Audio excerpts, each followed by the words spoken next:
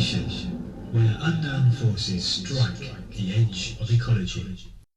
It's Wednesday the 12th of March 2014, and this is an unplanned episode of the Information Podcast. I felt the need to get something out regarding the developments in relation to this missing plane, the Malaysian Airlines or MH370. Now, for those who have been following this story, there's no real need to go into details regarding the background, but just to introduce this briefly, because there's a lot to cover. On Friday evening or early Saturday morning, reports started to hit of a plane that had left Malaysian airspace, and essentially radio contact had been lost, and the transponder signal had appeared to stop.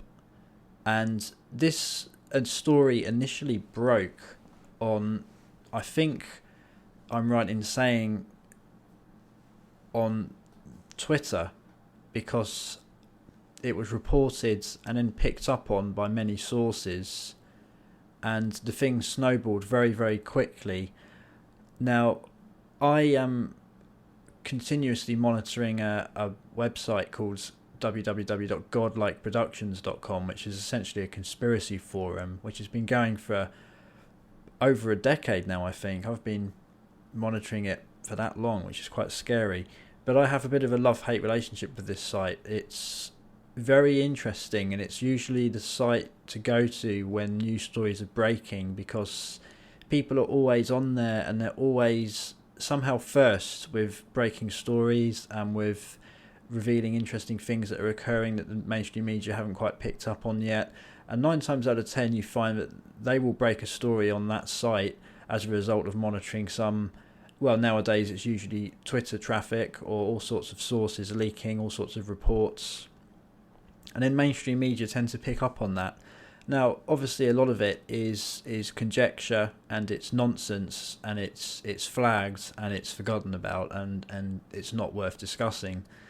But you have to learn to separate the wheat from the chaff, as they say.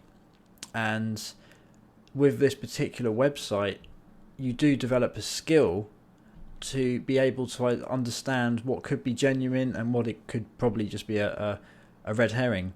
So I just happened to be on this site at the time, which was in the UK. It was very early Saturday morning, around 1 a.m, if I remember right. The story broke, and somebody created a thread saying that a plane had apparently gone missing, all radio contact had been lost. Now this thing snowballs. It was quite an interesting story, but people kind of figured that it would be in the morning, the whole mystery would be solved.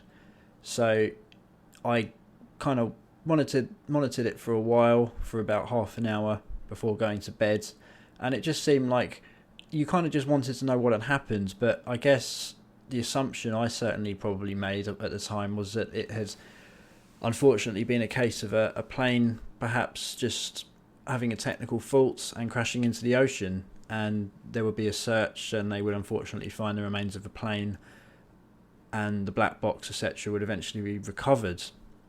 Now, this is not obviously how the story is panning out. And as I say, I'm doing this episode on a Wednesday, 12th of March. So this thing is unfolding so fast that by the time I upload this and people listen to this episode, there may be even more developments which renders my analysis suddenly obsolete. So I'm not going to try and delve too deeply into what I think happened, because I don't think anyone can say what's happened. No one really knows. It's all wild speculation. But what I do know is that things have been very bizarre indeed, and this story has unfolded in a particularly strange way, which I feel the need to perhaps just log while it's on my mind, really. Now, the first thing I want to mention is that one of the first things people did on the Godlike Production forum and on Twitter, etc., was start posting a link to a website where you can track flights in real time. Now, this is a very well-known website, and there's many websites like this. There's apps on mobile phones, etc. But this is quite a popular one, and it's just a website you can log on to, and it's free, and you just monitor flights in real time based on transponder feeds. And there's no great mystery about this site. It's in the public domain. So the first thing people were doing was monitoring what had actually happened, and they felt that they could probably tell by looking at the MH370's flight plan on this site. Now, the first thing that struck everyone as being slightly bizarre, and the mainstream media kind of picked up on this, but not as much as I think they should have, is that this flight did some very strange manoeuvres. Now, usually when you watch these planes, and I kind of went through a period of being obsessed with watching flight traffic in real time on an iPhone app, but you just see them going in straight lines, and there's no deviation from the course. It's just slight altitudes, elevation changes, etc. Sometimes they maybe rise 5,000 feet or descend, but then it's usually just very, very straightforward. It's all pre-planned, it's all pre-programmed, and there's just nothing really to see, really, not a lot of the time. Now, with this particular flight, MH370, somebody posted a link to an excellent video a guy on YouTube has done called Dabu77, and this guy is just putting out very sharp, concise videos on YouTube analysing data, and he's developed a huge following as a result of this, I think. But unfortunately, his videos keep getting taken down by Google, and I think his previous channels have all been closed down as a result of certain things this guy's putting out. So whatever it is this guy's doing, people don't like it. So what I want to do as part of this episode is, instead of trying to just repeat what's already been said, I'm just going to play a quick part of one of the videos he put out talking about this very strange flight radar activity in relation to MH370. So let's just give this a listen, and I will provide the link to this video in the podcast notes. This is Dabu7, and I believe we have caught flight radar red-handed changing the flight path of Malaysia Flight 370. As crazy as it may sound, people can label all this stuff a conspiracy all they want, but this is a factual matter here.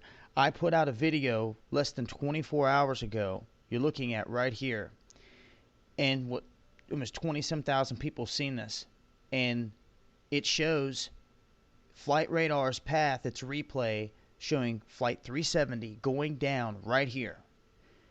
0 feet at this latitude. Now, something very strange has happened. It seems as though we've caught flight radar changing the path. Because if you pay attention here, the latitude of 693 is where this thing disappeared. We're coming up on it right here at 649 in this new one today. They've redone it. Check this out.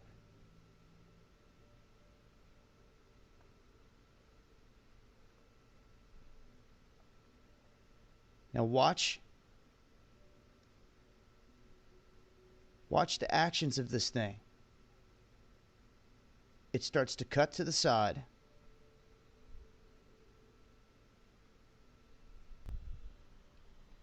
Now notice how it's in the red. We're at 6.7, and it's jumped over 10,000 feet in altitude.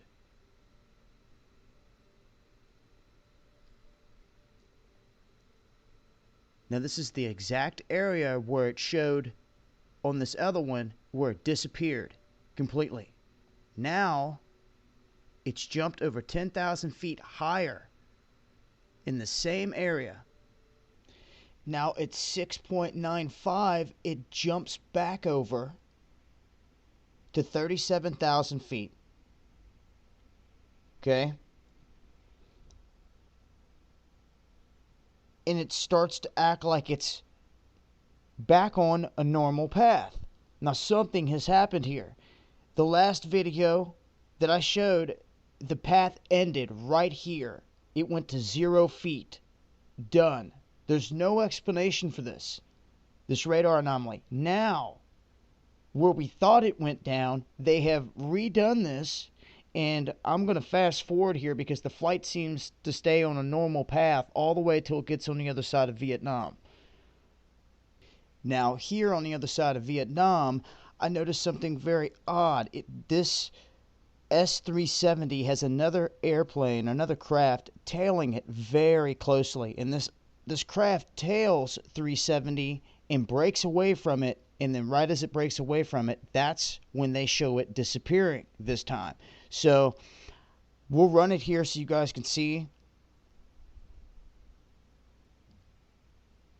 Now I want you to pay close attention to what happens from here. This is where this other craft is very close to it. And they said that the only other person that they had in contact with it was another flight that was 30 minutes ahead of this flight that was asked to call in. Now, did you see that?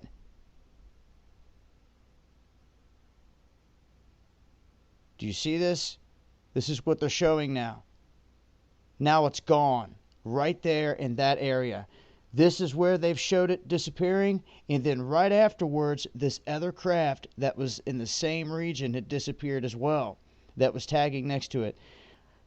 This is the update, guys. I want to let you know the new path shows it going down right here versus what they were showing 24 hours ago. So, flight radar's been busted here, caught changing everything that we're seeing. So, what is the truth? We have two different stories here, both being presented by Flight Radar. And of course, this being the newer. But what was this then? What is this anomaly where it disappeared right off the coast of Malaysia? A lot of questions to be answered. I wanted to update it and let you guys see what's going on here. Now they're showing it going down here. I'll leave a link so you can see it for yourself. Till next time, it's been Dabu 7. Eyes open.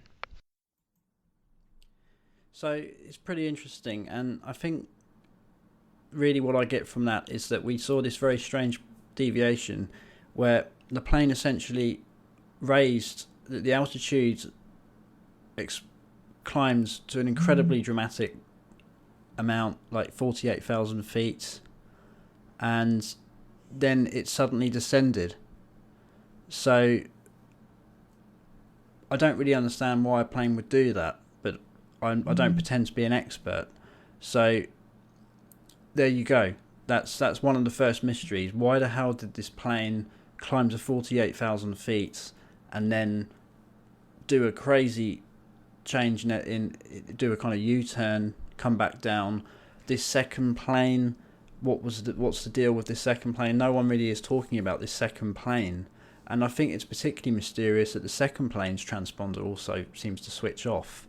Now, to me, that suggests that second plane is certainly part of the story, and people cannot rule out the fact that second plane may have actually been some kind of military jet and perhaps fired a missile at MH370.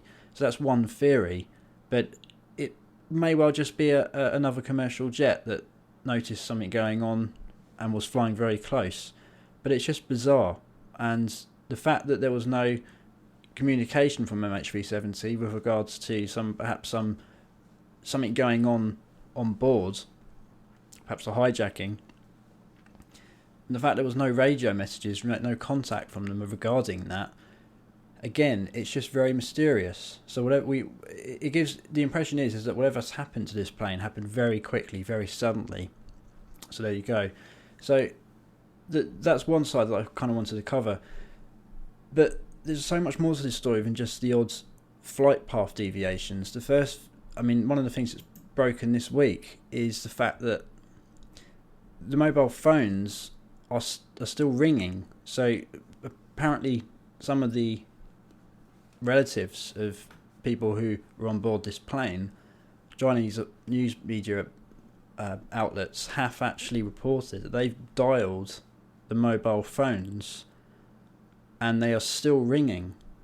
So many people will know this, but if a mobile phone is switched off or destroyed, it won't ring. It's as simple as that. It will generally go straight to voicemail, and that because that's a network specific element to the phone that doesn't require the physical handset in order to exist. It's not linked to the handset. It's linked to the network, linked to the number. So for a phone to dial, it has to essentially be on, and it's receiving the signal. So that's it's strange and it's eerie in a way, because that was reported on Monday, I think. So that was 2 days on. So it kind of gives it sort of gives the impression that this plane could just be parked up somewhere, which is kind of weird, and or whoever was on board the plane has now been ordered off the plane and they're somewhere, but they still have their mobile phones with them. Or, well, perhaps they don't. Maybe the mobile phone... Look, let's speculate for a moment and suggest that implies that they've been hijacked and all of the people on board the plane have been rounded up, taken somewhere, and perhaps their phones, etc., have been confiscated and stored somewhere in some kind of shack. So that's a possibility. But the fact the phones apparently are ringing is a very odd story, a very odd factor indeed. And it really is an odd one, that baffling. So one of the theories that's now kind of starting to come out is that perhaps there were reports of 19 and 30-year-old Iranian guys on the plane, and speculation kind of hit that perhaps these guys were hijackers. Well, one of the very odd things that, again, Darbu reported on YouTube, not many other sources have picked up on this, is the fact that the pictures they released of these two guys have, in my opinion, and the opinion of many others, been blatantly photoshopped, and in a really odd way that doesn't really make any sense. So, for example, their legs. So it's a sort of airport CCTV shot of two guys walking along towards wherever it is they're going with a bag underarm, and it's like their bottom half from the sort of waist down is a carbon copy. So it's like it's been doctored and it's just been copy and pasted from one of them to the other, and it's hard to kind of accept that until you see the image, because it's an exact pixel by pixel match, and that doesn't generally happen with real photographs. I mean, some people are saying, well, it's coincidence, it's just, yeah, it just looks like it's the same. This is genuinely the same shot, but there's been some manipulation done to these images. Why? Who the hell knows? Because what oddity would that be revealing if they didn't doctor the legs of these two guys? It's very bizarre, just very bizarre. And I think that's the word that sums up this MH370 story. It's just bizarre at the moment. It's just mystery after mystery. It's kind of the strangest thing that I've certainly encountered in a long time with regards to odd stories developing. And we're nowhere near getting to the bottom of this yet. I mean, there's a good chance that the whole thing will be resolved and there's a story to be told. But, you know, I'm beginning to get the impression that this thing won't be resolved. I think this is...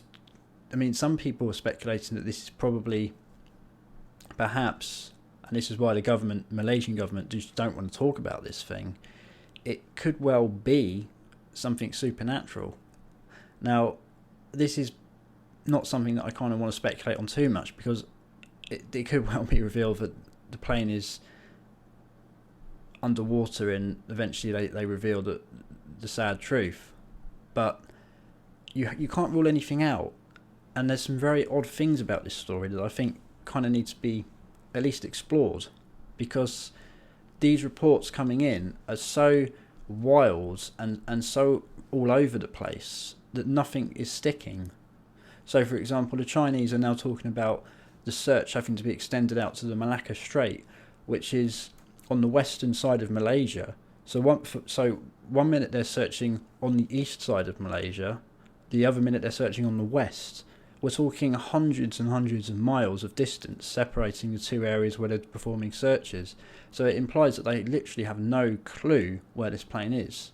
Now, one theory is that if it went over to the Malacca Strait, it would have had to have diverted its course and flown at an extremely low altitude across the entire width of Malaysia. Now, somebody would have seen that. There's no way that could have happened without somebody spotting it and reporting it to the authorities. So I would rule that out entirely, personally. And that search has now been going on for 24 hours at least, and nothing has been reported in terms of spotting anything. The absolute latest, which has just come in literally as I've been recording this episode, is that the Chinese government have now released aerial shots or satellite imagery suggesting, or there's the theory being, perhaps, I'm not sure if the Chinese are saying it's definite, but they're saying could well be the case, that these shots are revealing parts of the plane in the ocean, and this is somewhere off the east coast of Malaysia.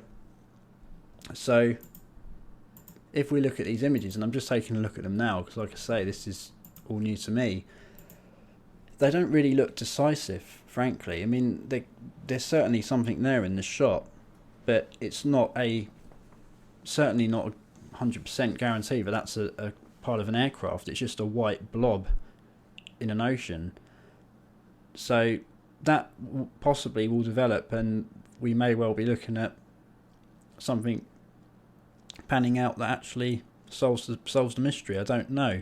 But what is interesting, and I know this as a result of monitoring this story so closely, is that these shots are, the Chinese government are suggesting that these shots are, they've provided the longitude and latitude of where this anomaly, and that's essentially what it is, was taken, where the photograph was taken. So what's interesting is that an oil rig worker a few days ago apparently released a letter which somebody posted on Twitter. They provided a picture of them holding a letter, which it's not proof of anything. It could have been faked, and then it doesn't mean anything. But the point is that this letter was from allegedly an oil rig worker saying that they wanted to get this story out there, and they saw a plane on fire crash and burn into the ocean near their oil rig. And it just so happens that the longitude and latitude that the Chinese government are saying this anomaly is present is actually, funnily enough, it's actually kind of in the area where this oil rig worker was suggesting that a plane was spotted and crashed. So that's very interesting. And why didn't the media pick up on that letter story? Because I only know about that because of some mysterious post on this forum I frequent, and a link to a tweet. So this is not being picked up by the mainstream media at all. So it's very odd. It's very bizarre.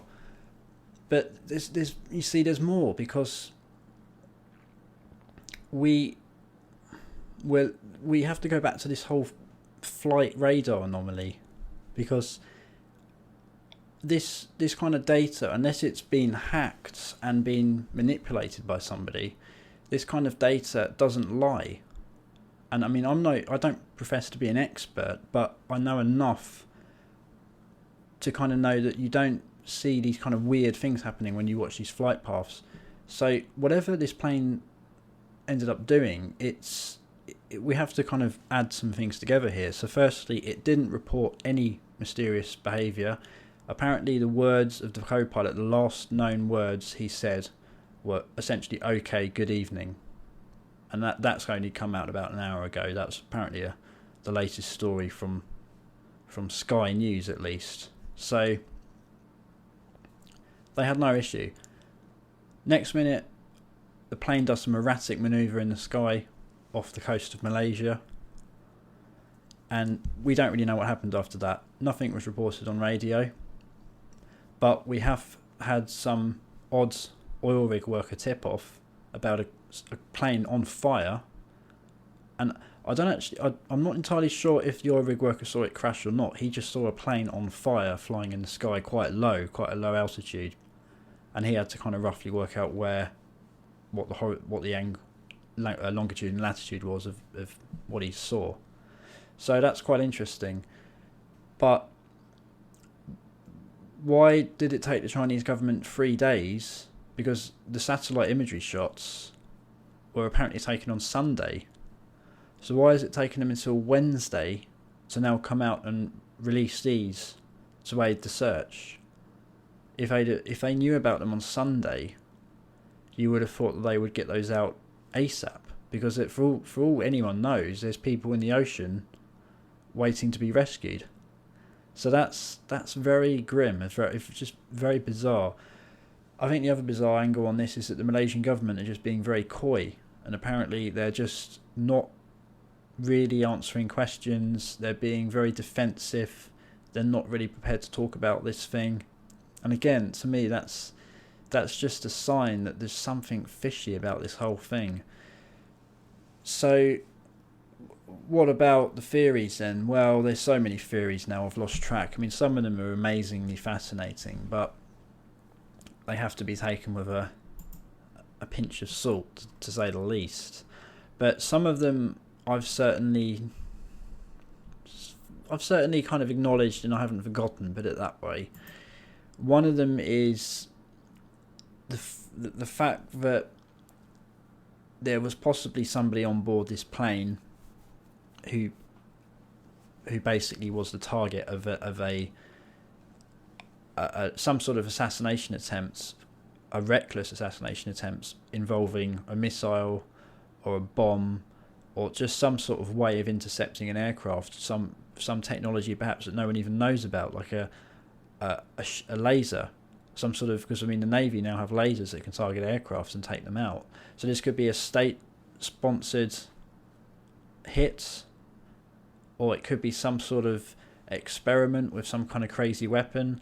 Russian scalar technology springs to mind, which is something that is very obscure, but scalar technology allegedly is something that the Russians possess, and it involves sending beams of energy through hyperspace, and then they can basically allow these beams to appear anywhere on the planet at almost instantaneous speeds because they move through hyperspace, and essentially it's almost like being able to cause an explosion anywhere they want instantaneously. But that sounds like some wacky stuff, I know, but I did watch a long lecture about that a few years ago, and it kind of had me convinced at the time that the Russians had some very, very powerful weaponry that the US actually didn't have access to, some sort of very odd experimental weaponry.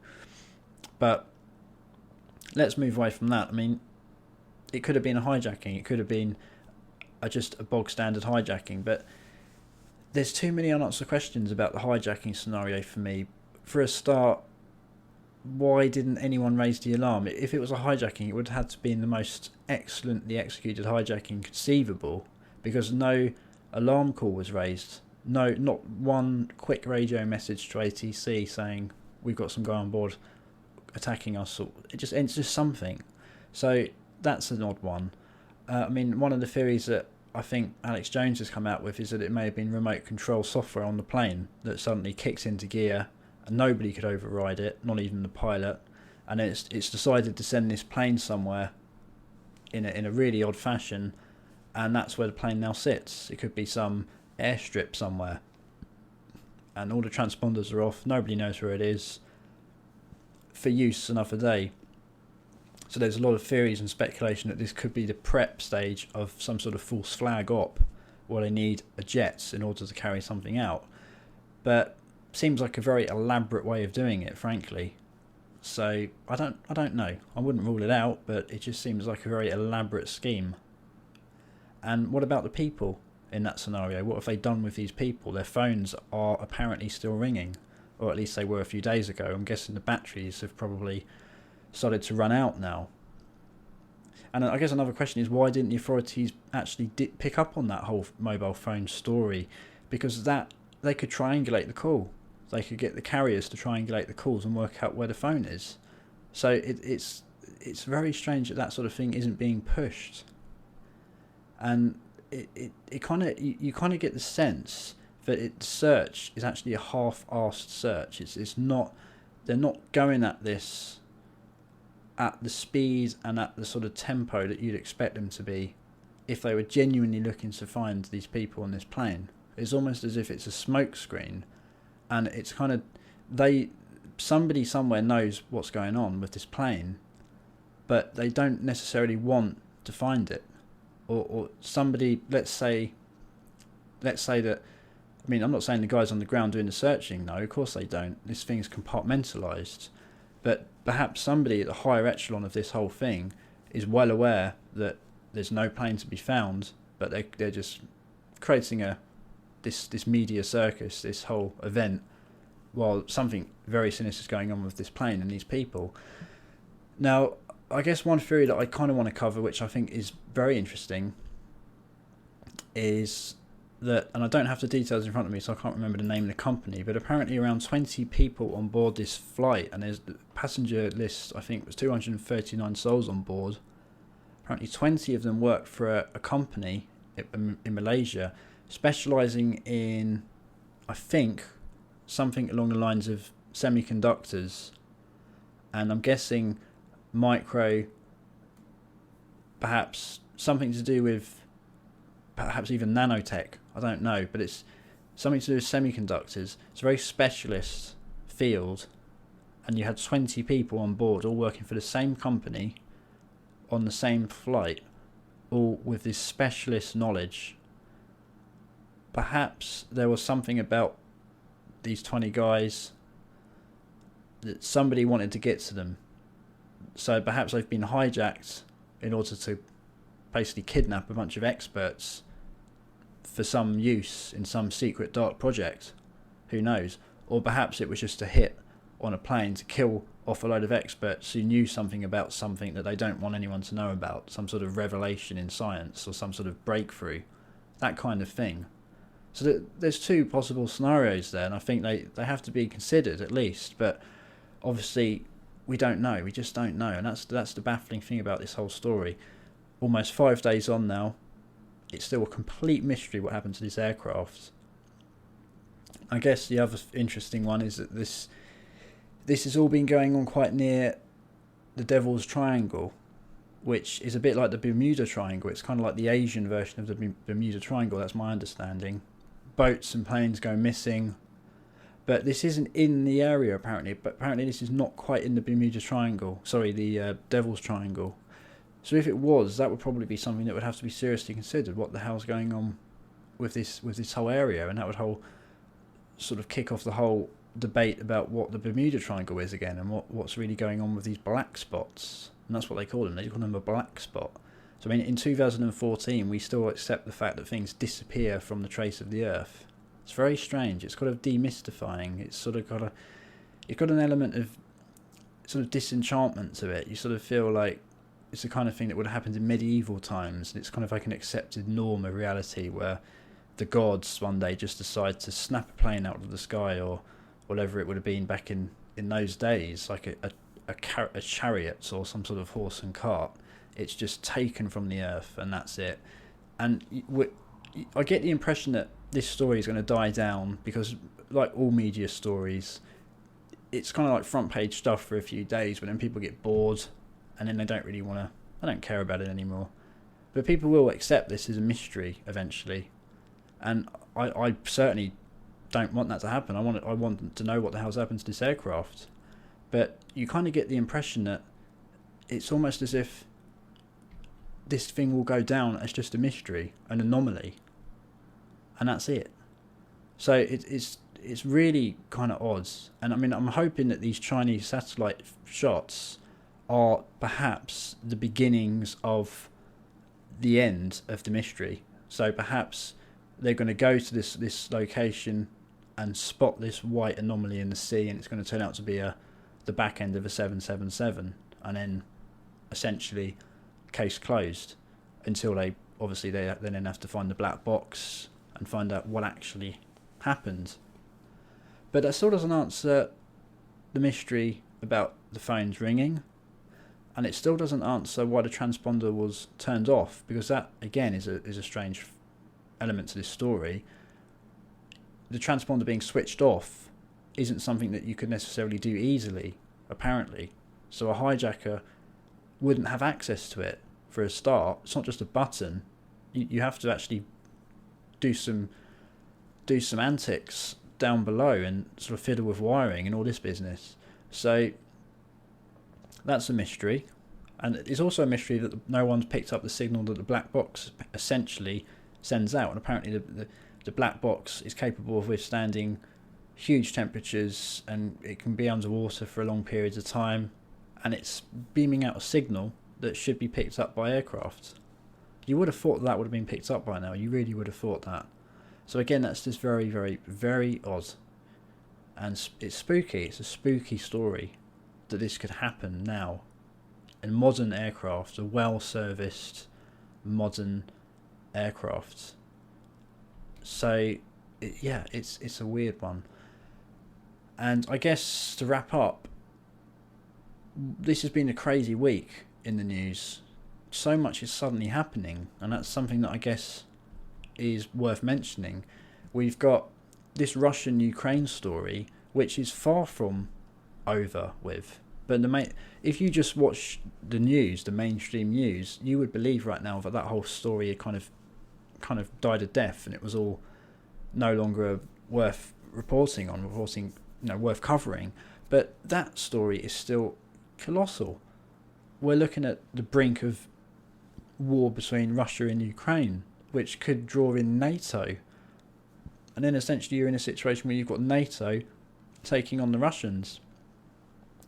There's not really any other way to describe that than to call it a Third World War, frankly. So that's a huge story. And there's been all sorts of weird things going on in Ukraine.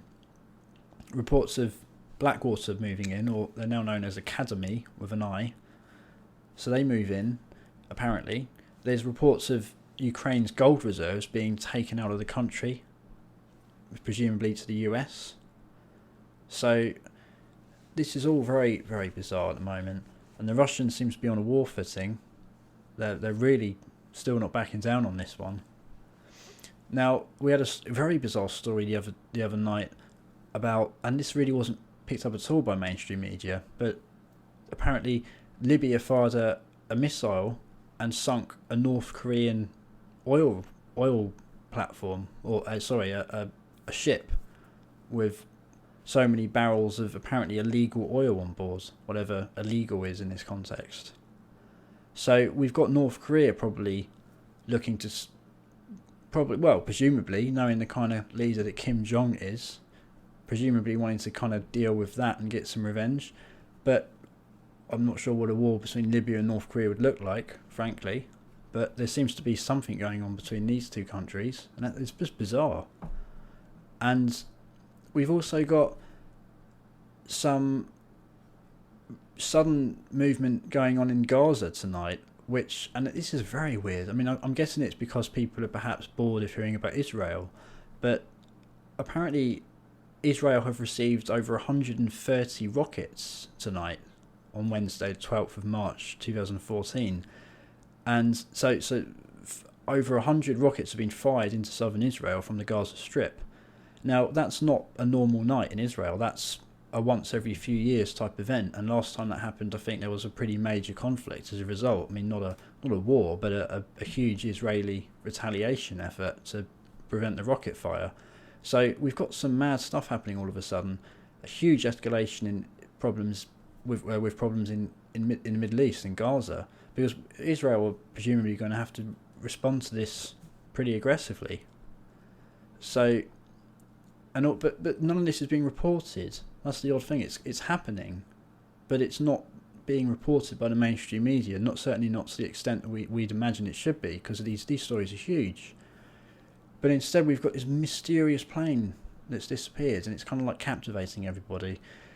So, I don't know. I've got no answers, but I just felt the need to get this episode out there.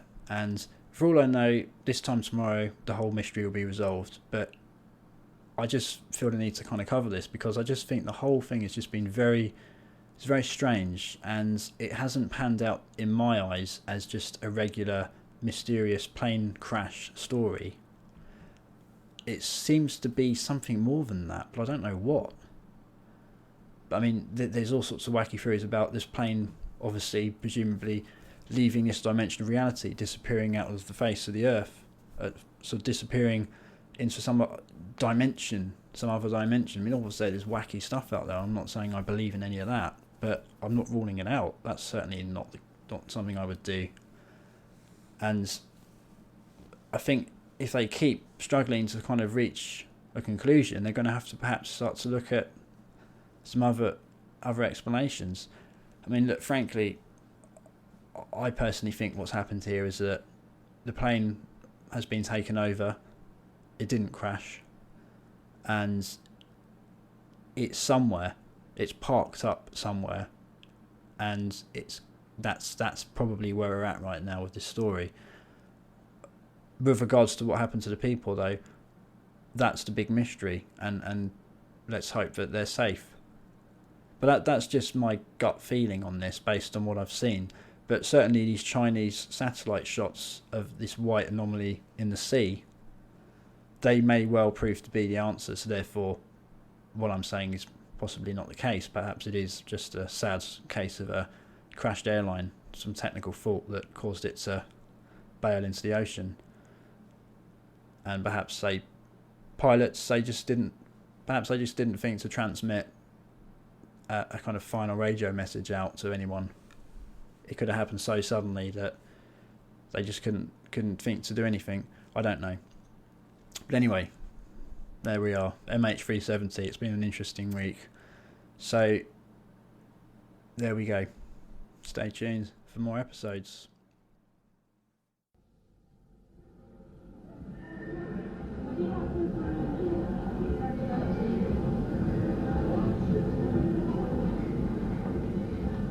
The information where unknown forces strike the edge of ecology.